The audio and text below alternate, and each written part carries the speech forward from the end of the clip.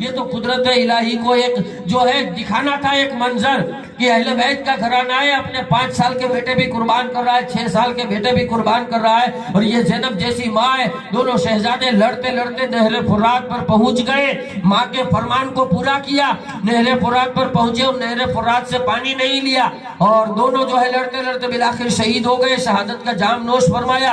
امام علی مقام گئے، آپ دونوں شہزادوں کی لاشوں کو اٹھا کر کے لائے۔ اب حضرت ماں زینب کا صبر ٹوٹ چکا تھا، حضرت ماں زینب کے صبر کا دامن چھوٹ چکا تھا، صبر کا بندھ ٹوٹ چکا تھا۔ جیسے ہی دونوں شہزادے خیمے میں آئے تو ماں زینب نے اپنے بال بکھرا دیے اور رونا شروع کر دیا کہ ہائے میرے دونوں شہزادے، میری نسل جو ہے اجڑ گئی، آج کے بعد میرا کوئی بیٹا نہ رہا، آج کے بعد میری نسل نہ رہے گی۔ حضرت امام علی مقام فرما رہے ہیں کہ بہن زینب صبر کرو، بس یہ کہہ رہے ہیں اور کہتے ہیں کہ تم دختر علی ہو، یہ الفاظ کہتے ہیں کہ ماں زینب کے دل میں پھر جو ہے آپ حیدر کرار کا روپ اختیار کر لیتی ہے اور جو ہے پردے کے اندر آ جاتی ہے۔ امام علی مقام سے فرماتی ہے آنسوؤں کو پوچھ کر کہ اے بھائی میرے دونوں شہزادوں کو دفن کر دو، آپ دختر علی کا روپ اختیار کیے ہوئے ہیں۔ اور پھر وقت ہوتا ہے کہ امام علی مقام ان کو دفن کرتے اور اب جانے کے لیے تیار ہوتے ہیں میدان کربلا میں، تو اندر سے آواز آتی ہے حضرت ماں شہر بانو کی کہ امام کو بلاؤ، سرتاج کو بلاؤ۔ امام حسین کو خیمے کے اندر بلایا جاتا ہے، جاتے ہیں تو دیکھتے ہیں کہ حضرت علی اکبر تیار ہے۔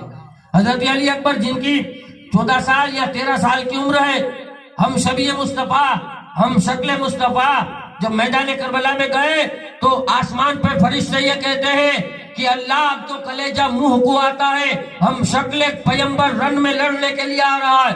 فرشتوں کی آنکھوں میں آنسو آ گئے تھے کہ ہم شکل مصطفیٰ کربلا کے میدان میں آ رہے ہیں۔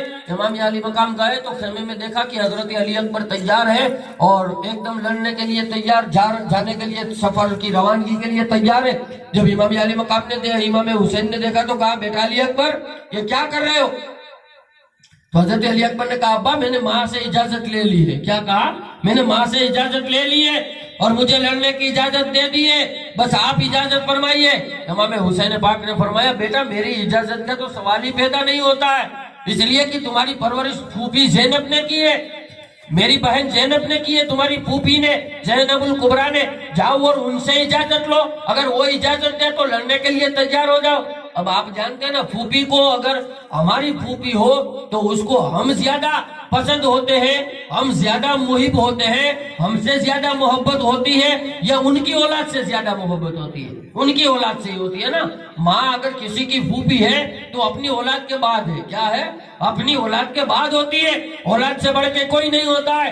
پیٹ سے جو ہے وہ جو کہتے ہیں نا کہ بھائی پیٹ سے ساری چیزیں ہیں، کوئی چیز اس سے بڑھ کے اولاد سے نہیں ہے۔ تو ماں زینب کی بارگاہ میں حضرت علی اکبر جاتے تو ماں زینب تڑپ کر رہ جاتی اور چیخ کر کہتی ہے کیا ہے علی اکبر، اے میرے بھتیجے، میں نے تجھے نہ جانے دینے کے لیے کربلا میں، تجھے شہید نہ کرنے کے لیے تیری خاطر اپنے بیٹے شہید کروا دیے، تیری پرورش میں نے کی ہے، تیرے دیدار سے مصطفیٰ کا دیدار ہو جاتا ہے، تیرا چہرہ دیکھنے سے آقا کا چہرہ یاد آ جاتا ہے، تو ہم شکل نبی ہے، ہم شکل پیغمبر ہے، میں تجھے ہرگز اجازت نہیں دے سکتی ہوں۔ بار بار حضرت علی اکبر اصرار کر رہے، ماں کو منوا رہے، بھائی کو منوا رہے۔ حضرت امام زین العابدین ٹیک لگا کر بخار کی حالت میں پڑے ہوئے ہیں۔ حضرت سکینہ 4 سال کی عمر ہے امام حسین کی شہزادی کی، پیاس کی شدت سے تڑپ رہی ہے۔ حضرت علی اصغر 6 ماہ کے دودھ پیتے بچے ہیں، 2 دن سے بھوکے پیاسے ہیں۔ خواتینوں کی سینوں میں اور پستانوں میں دودھ نہیں ہے کہ ان کو دودھ پلایا جائے، نہ کھانا آ رہا ہے جس سے دودھ بن سکے۔ یہ خیمے کے اندر یہ ماحول ہے، خیمے کے اندر یہ حالت ہے۔ علی اکبر 2 دن کے بھوکے پیاسے ہیں اور آپ لڑنے کے لیے تیار ہوتے ہیں۔ بالآخر قضا و قدر کو یہ ماننا ہی تھا، اللہ تبارک و تعالیٰ کی مرضی و منشا اور حکم یہی تھا کہ ہم سبھی مصطفیٰ بھی اللہ کی راہ میں قربان ہو۔ حضرت علی اکبر کو اجازت مل جاتی ہے اور آپ خیمہ حسین سے باہر لڑنے کے لیے نکلتے ہیں۔ ارے ایک وقت وہ تھا کہ 10 بقرہ عید کو قربانی دی جا رہی تھی، تو حضرت ابراہیم نے اپنی آنکھوں پہ پٹی باندھ لی تھی کہ اپنے بیٹے پہ چھری چلاؤں تو کہیں مجھے یہ خیال نہ آ جائے بیٹے کی محبت اجاگر نہ ہو جائے اور میری قربانی میں کمی نہ آ جائے۔ آپ باپ نے آنکھوں پہ پٹی باندھ لی تھی اور بیٹے کو قربان کر رہے تھے کہ میں دیکھوں نہیں، مگر یہاں کربلا کا منظر ہے، نہ کوئی پٹی باندھی رہی ہے न आंखों को बंद किया जा रहा है। हुसैन बाप है, बेटा अली अकबर है। बाप अपनी निगाहों के सामने बेटे को शहीद होते हुए देख रहा है, बाप अपनी निगाहों के सामने बेटे को कत्ल होते हुए देख रहा है, और वो भी जुल्मन जालिम न जाने इतने जख्मी वार कर रहे हैं और सारा जिस्म चूर हो गया है। ऐसे आलम के अंदर बाप देख रहा है। वो वक्त वो था, वो वक्त वो था।